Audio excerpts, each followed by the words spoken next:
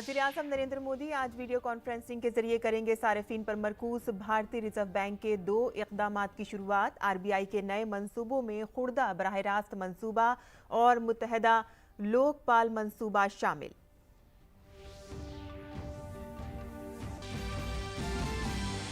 जबरदस्त बारिश की जद में आए तमिलनाडु के लिए राहत की खबर। महकमे मौसमियात ने खलीज बंगाल के ऊपर बने दबाव के रफ्ता रफ्ता कमजोर पड़ने की कही बात।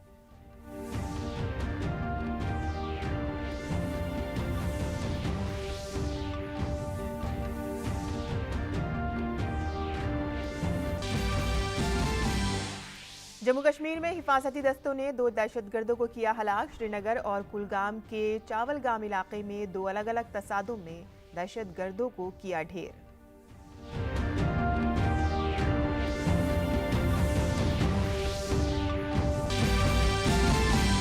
सरहदी इलाकों में चीन की तामीराती सरगर्मियों से मुतालिक पेंटागन की रिपोर्ट पर भारत का सख्त रद्द-ए-अमल। तामीरात को गैर कानूनी बताते हुए भारत ने कहा, चीन के इस तरह के कब्जे कतन नाकाबिल कबूल।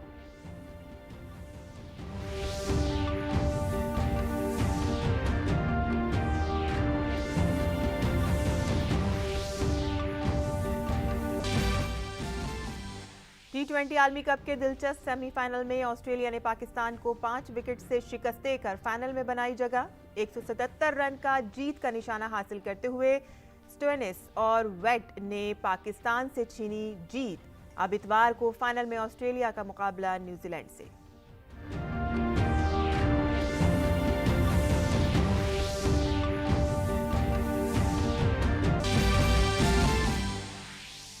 और आज है अवामी नशरियात का दिन। 1947 में बाबाए कौम महात्मा गांधी के नई दिल्ली में वाक़ आकाशवाणी आने की याद में मनाया जाता है ये दिन।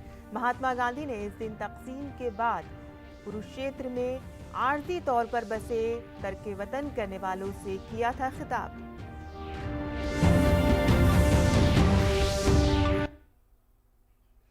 आदाब नाज़रीन, खबरनामे में आपका इस्तकबाल है। मैं हूं साइमा खान। अब खबरें तफसील से। वज़ीर-ए-आज़म नरेंद्र मोदी आज सुबह 11 बजे वीडियो कॉन्फ्रेंसिंग के जरिए भारतीय रिजर्व बैंक के सारिफीन पर मबनी 2 स्कीमों का आगाज करेंगे। ये है भारतीय रिजर्व बैंक की खुर्दा बराह रास्त मंसूबा और रिजर्व बैंक मरबूत लोकपाल स्कीम। इस स्कीम का मकसद सिक्योरिटीज मार्केट में खुर्दा सरमायाकारों की रसाई बढ़ाना है। इसके तहत खुर्दा सरमायाकारों के लिए भारत सरकार और रियासती हुकूमत के जरिए जारी सिक्योरिटीज में रास्त सरमायाकारी करने का रास्ता खुल जाएगा। सरमायाकार भारतीय रिजर्व बैंक के हवाले से ऑनलाइन सरकारी सिक्योरिटीज खाते आसानी से खोल सकते हैं। ये खिदमात मुफ्त होंगी। दूसरी स्कीम है रिजर्व बैंक मरबूत लोकपाल स्कीम। स्कीम का मकसद है शिकायतों को दूर करने वाले निज़ाम में मजीद इस्लाह, ताकि इदारों के खिलाफ सारिफीन की शिकायतों को दूर करने के लिए भारतीय रिजर्व बैंक कानून बना सके। इस स्कीम की मरकजी थीम एक मुल्क एक लोकपाल के तसव्वुर पर मबनी है। इसके तहत एक पोर्टल, एक ईमेल और एक पता होगा जहां सारिफीन अपनी शिकायतें कर सकते हैं। मुख्तलिफ ज़बानों में चलाया जा रहा टोल फ्री नंबर भी दिया जाएगा, जिस पर शिकायतों का तस्फिया करने और शिकायतें दायर करने के बारे में सभी ज़रूरी मालूमात दी जाएंगी। प्रोग्राम में मरकजी वज़ीर ख़जाना और भारतीय रिजर्व बैंक के गवर्नर भी मौजूद रहेंगे। आइंदा बरस उत्तर प्रदेश में होने वाले असेंबली इंतखाबात के पेश नज़र सभी पार्टियों ने कमर कस ली है। बरसर-ए-क़दार बीजेपी की निगाहें एक बार फिर उत्तर प्रदेश को जीतने की हैं, तो वहीं दूसरी जानिब मुखालिफ पार्टियां भी इक़्तिदार में आने की तैयारी कर रही हैं। मरकजी वज़ीर दाखिला अमित शाह 2017 की जीत को दोहराने के लिए आज से उत्तर प्रदेश का 2 रोज़ा दौरा करेंगे। वो वज़ीर-ए-आज़म नरेंद्र मोदी के पार्लिमानी हल्के वाराणसी में पार्टी के तकरीबन 700 लीडरों के साथ मीटिंग करके इंतखाबी जीत का मंत्र बताएंगे। पार्टी की इंतखाबी तैयारियों के लिहाज से इस मीटिंग को काफ़ी अहमियत दी जा रही है, क्योंकि इसमें मेंबर साजी समेत पार्टी की सभी इंतखाबी तैयारियों का जायजा लेने के साथ साथ मुस्तकबिल का लाया अमल भी तय किया जाएगा। इसके अलावा वो समाजवादी पार्टी के कौमी सदर अखिलेश यादव के गढ़ आजमगढ़ में रैली करके समाजवादी पार्टी के सरबराह को घेरते नजर आएंगे।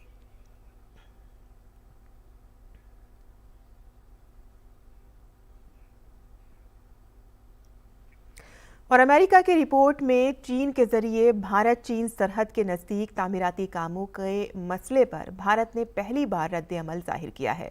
वज़ारत ख़ारजा के तर्जुमान अरिंदम बागची ने कहा कि चीन ने पहले भी सरहद से मुत्तसिल खित्ते में तामीराती काम किए हैं, जिसमें दहाइयों के दौरान गैर कानूनी कब्जा किया गया हिस्सा भी शामिल है। उन्होंने कहा कि चीन के इस तरह के गैर कानूनी कब्जे और नामुनासिब दावों को भारत ने कभी कबूल नहीं किया है। हुकूमत ने हमेशा सिफारती तरीके से ऐसी सरगर्मियों की सख्ती से मुखालिफत की है और मुस्तकबिल में भी ऐसा करना जारी रखेगा। हुकूमत ने सड़क और पुल की तामीर समेत सरहदी इलाकों में बुनियादी ढांचे को मजबूत करने के लिए मुतअद्दिद इक़दामात किए हैं, जिसमें सरहदी इलाके में मकामी आबादी को ज़रूरी सहूलतें और कनेक्टिविटी दी गई। आगे भी हुकूमत के जरिए ऐसे काम किए जाएंगे। वज़ारत ख़ज़ाना ने कहा कि हुकूमत मुल्क की खुद मुख्तारी और सालमियत की हिफाजत के लिए पुरअज़्म है।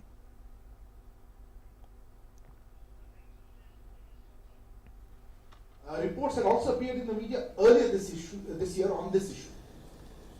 As we had stated then, China has undertaken construction activities in the past several years along the border areas, including in the areas that it has illegally occupied over decades. India has neither accepted such illegal occupation of our territory, nor has it accepted the unjustified Chinese claims. Government has always conveyed its strong protest to such activities through diplomatic means and will continue to do so in the future. वज़ारत ख़ज़ाना के तर्जुमान अरिंदम बागची ने कहा कि भारत और पाकिस्तान के दरमियान ज़मीनी सफ़र दोनों फ़रीक़ों के कोऑर्डिनेशन से अटारी वागा इंटीग्रेटेड चेक पोस्ट के ज़रिए महदूद तादाद में किया जा रहा है। गुरु पर्व के सबब ये फ़ैसला किया गया कि 1500 ज़ायरीन का एक जत्था शुमाली वागा ICP के रास्ते 17 से 26 नवंबर को पाकिस्तान का दौरा करेगा। We all are aware that movement through the Kartarpur corridor was suspended in March 2020 due to COVID-19 pandemic. Land travel between India and Pakistan is since being conducted on a limited scale through the Atari Wagah integrated checkpost in coordination with the Pakistani side, and both sides follow their own extant rules and health guidelines. In view of the significance of Guru Purab and the sentiments associated with it, it has been decided that a jatha of around 1500 pilgrims will visit Pakistan from November 17 to 26 this year via the Atari Wagah ICP. This visit is covered under 1974 bilateral protocol between India and Pakistan on visits to religious shrines. The pilgrims are scheduled to visit Gurudwara Shri Darbar Sahib, Gurudwara Shri Panja Sahib, Gurudwara Shri Dehra Sahib, Gurudwara Shri Nankana Sahib, Gurudwara Shri Kartarpur Sahib and Gurudwara Shri Sacha Sauda. महकमे मौसमियात ने बताया कि तमिलनाडु पर बना हवा के कम दबाव का इलाका 12 किलोमीटर फी घंटे की रफ्तार से चेन्नई के नज़दीक शुमाली साहिल को पार कर गया है। इसके मगरबी सिमत में मुड़कर आज शाम तक कमज़ोर पड़ने का इम्कान है। तमिलनाडु, पुडुचेरी और जनूबी आंध्र प्रदेश में माहीगीरों को आज भी समंदर में ना जाने का मशवरा दिया गया है।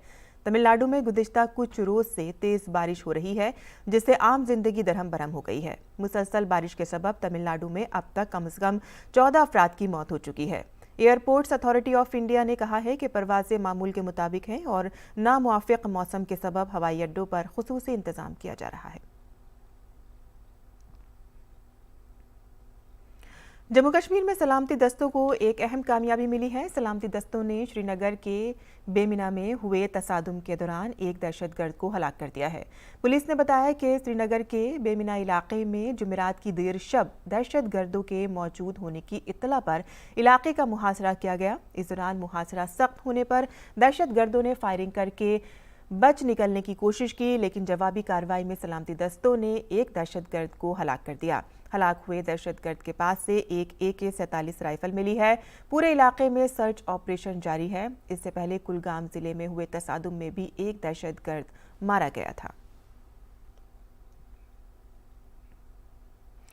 मरकजी हुकूमत मुल्क में ज़राअत को रफ्तार बख्शने के लिए पुरअज़्म है। इसी सिलसिले में नबातियात पर मबनी जीनियाती वसाइल का तहफ़्फ़ुज़ करने वाले किसानों को राजधानी दिल्ली में वाक़े नॉस कॉम्प्लेक्स में मरकजी वज़ीर ज़राअत नरेंद्र सिंह तोमर ने प्लांट जेनेटिक तहफ़्फ़ुज़ाती अवार्ड देकर एजाज़ से नवाजा।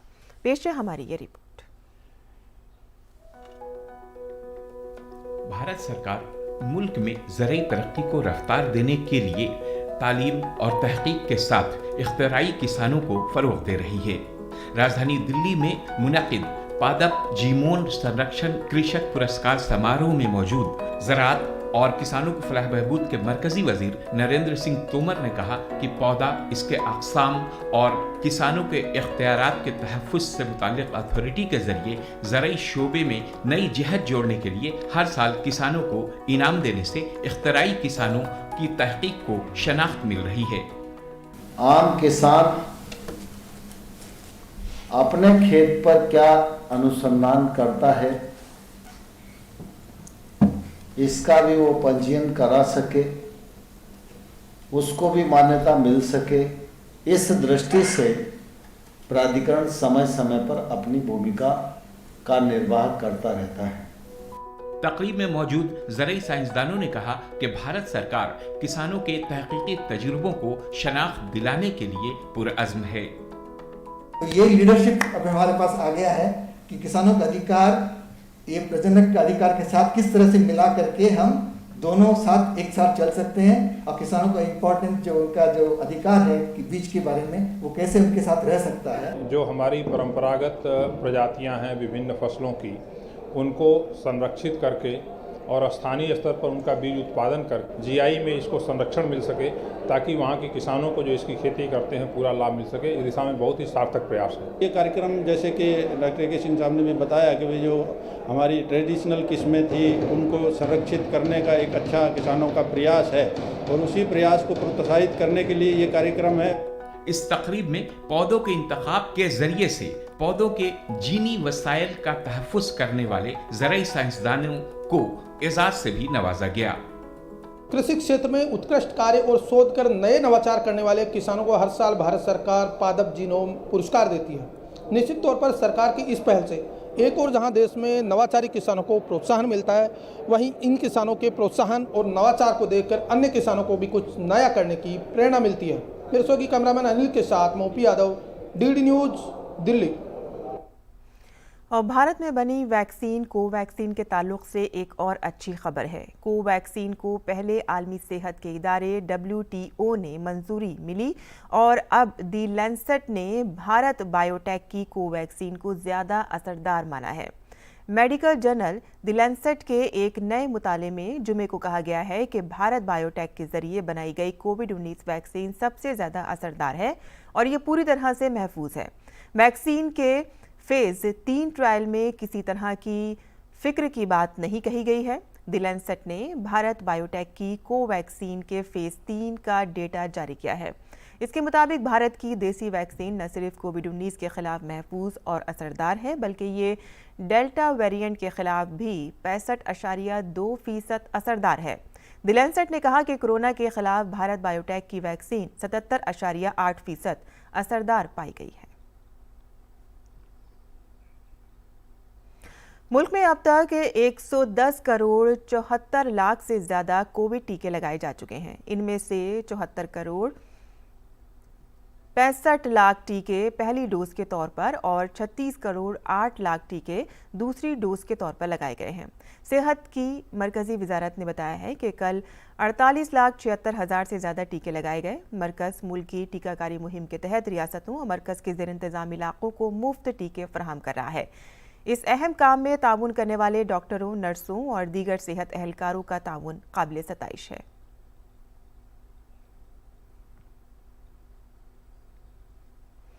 और आइए अब एक नज़र डाल लेते हैं दुनिया भर के कोविड-19 के बारे में अपडेट्स पर।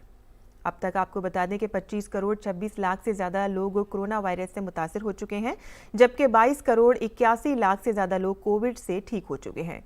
दुनिया भर में इस वायरस से जान की बाजी हारने वालों की तादाद 50,94,000 हो गई है। इसके साथ ही अमेरिका कोविड-19 की वबा से सबसे ज़्यादा मुतासरा मुमालिक बना हुआ है।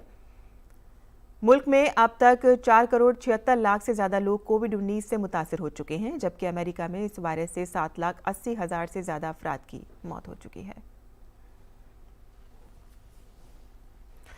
मैक्सिको में कारोबार एक बार फिर मामूल पर आ रहा है। ताजिरों ने बुध से अमेरिकी तर्ज का ब्लैक फ्राइडे फरोख्त करना शुरू कर दिया है। लैपटॉप और बड़ी स्क्रीन वाले टीवी जैसी इलेक्ट्रॉनिक अशिया पर रियायत समेत मुख्तलिफ किस्म के ऑफर कर रहे हैं।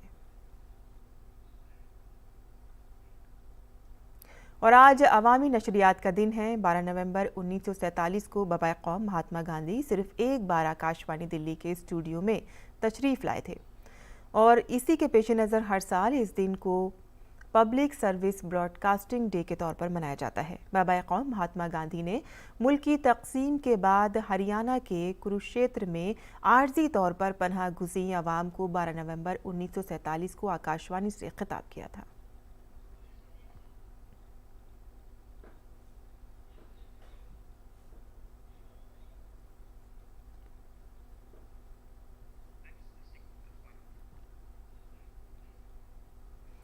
और अब पेश है दिल्ली से शाये उर्दू अखबारात का जायजा।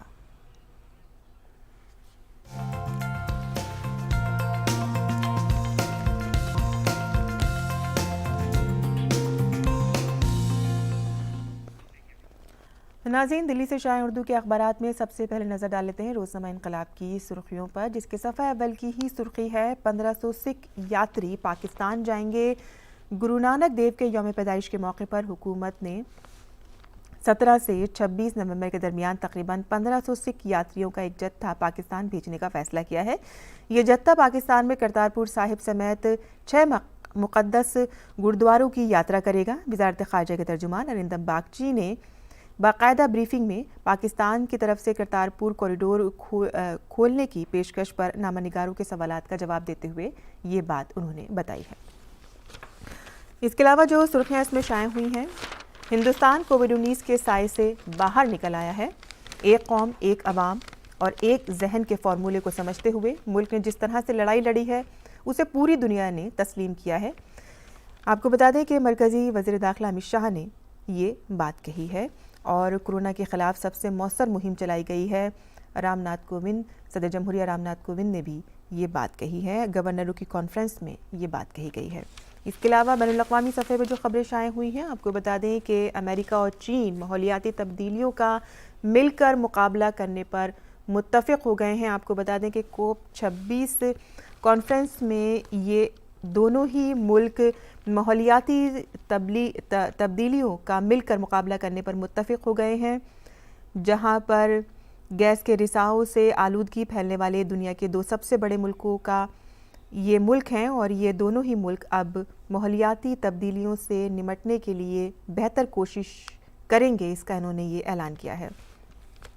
इसके अलावा जो सुर्खी इसमें शाये हुई है, आपको बता दें कि सऊदी अरब से है, जहां सऊदी अरब का गैर मुल्कियों को शहरियत देने का ऐलान, शाही फरमान यहाँ पर जारी हो गया है। आपको बता दें कि अब सऊदी अरब गैर मुल्कियों को अपनी शहरियत देने का ऐलान कर चुका है और इसके लिए शाही फरमान भी जारी हो गया है।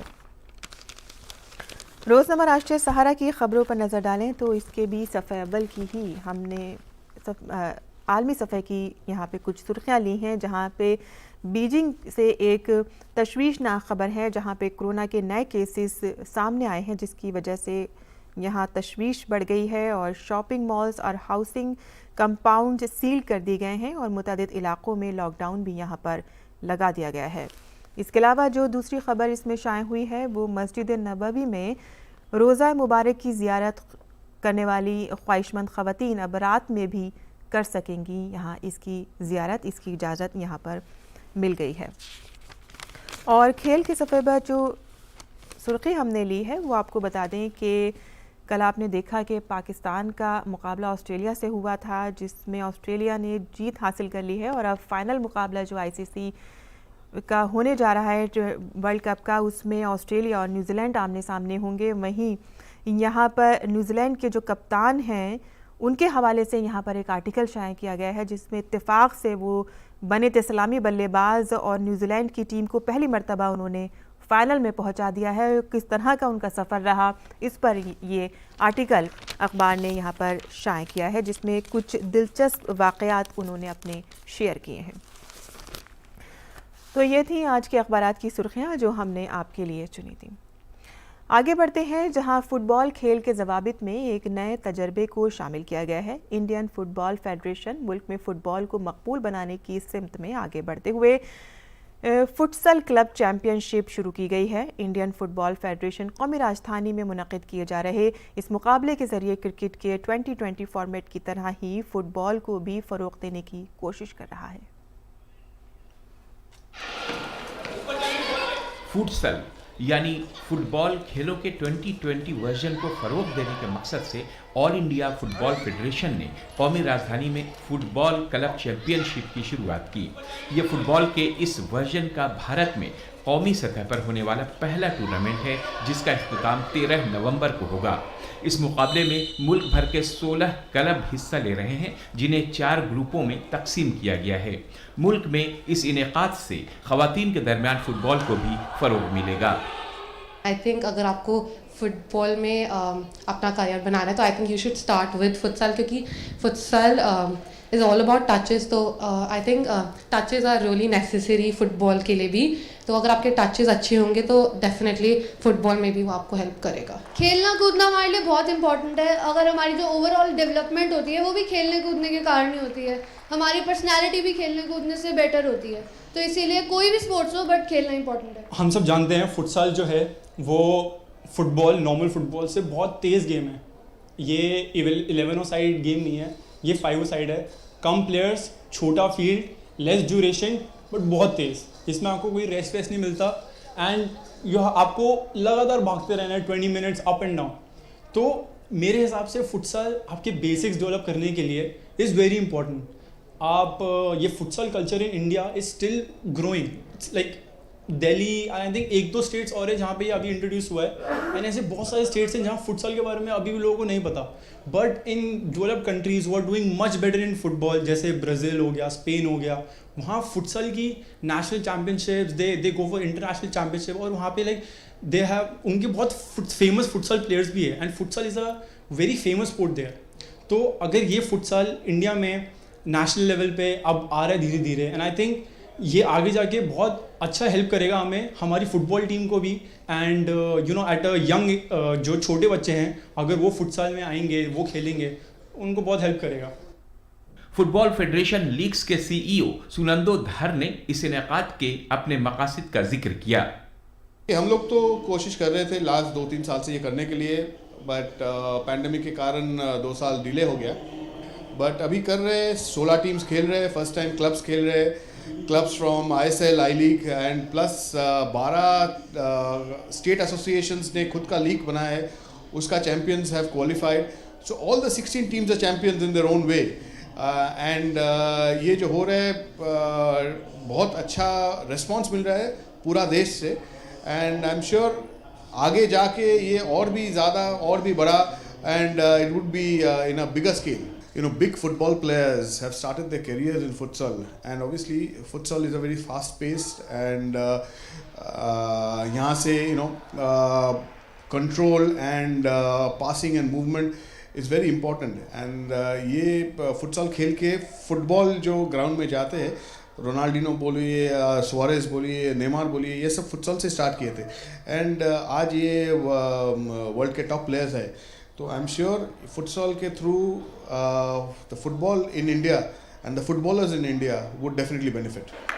फुटबॉल का ये नया version skill shots, ball control और अपनी दिलचस्पी की बदौलत बेहद मकबूल होता जा रहा है. क्रिकेट के 2020 एडिशन की तरह ही फुटसल मुल्क में फुटबॉल के खेल का खाका बदलने की सलाहियत रखता है. तपस भट्टाचार्य की रिपोर्ट, DD न्यूज़ उर्दू खबरें. और ऑस्ट्रेलिया ने ICC T20 आलमी कप के फाइनल में जगह बना ली है. जुमेरात को खेले गए मुकाबले के दूसरे सेमीफाइनल में ऑस्ट्रेलिया ने पाकिस्तान को 5 विकेट से हरा दिया.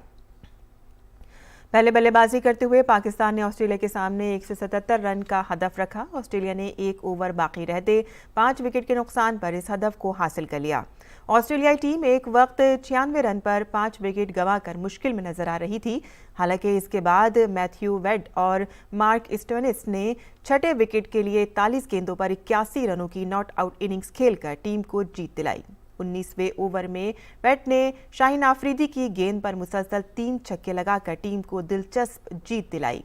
वेड ने नॉट आउट 41 और स्टोनिस ने नॉट आउट 40 रन की शराकतदारी की। वहीं डेविड वार्नर ने 49 रन बनाए। इससे कबल पाकिस्तान ने सलामी बल्लेबाज मोहम्मद रिजवान और फखरुज्जमा ने निफ सेंचुरी की बदौलत 4 विकेट पर 176 रन बनाए। रिजवान ने 67 और फखरुज्जमा ने नॉट आउट 55 रन बनाए। और अब जान लेते हैं मुल्क भर के मौसम का मिजाज।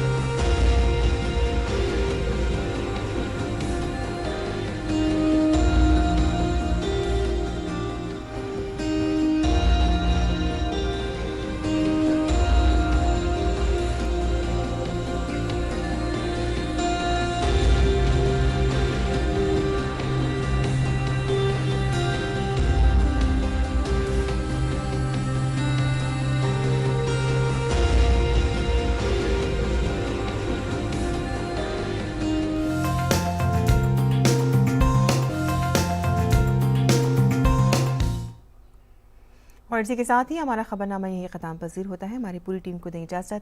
आदाब।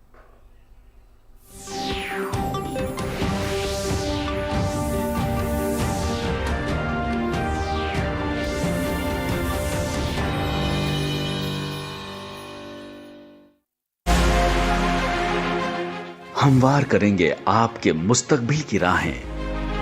एक्सपर्ट के साथ होगी करियर की बात। जानकारी देंगे नौकरियों और एडमिशन्स की। दिखाएंगे सफर